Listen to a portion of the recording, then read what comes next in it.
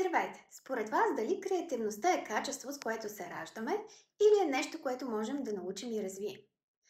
Много хора мислят, че креативността е просто талант, който някои имат, а други не.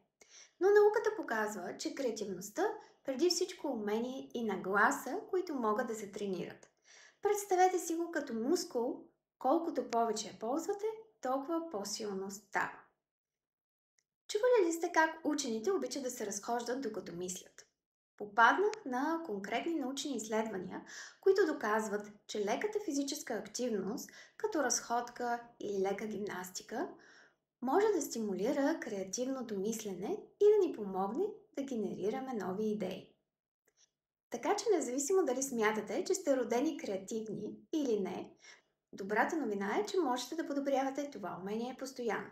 В следващото видео ще ви покажа конкретни упражнения, с които лесно да тренирате своята креативност.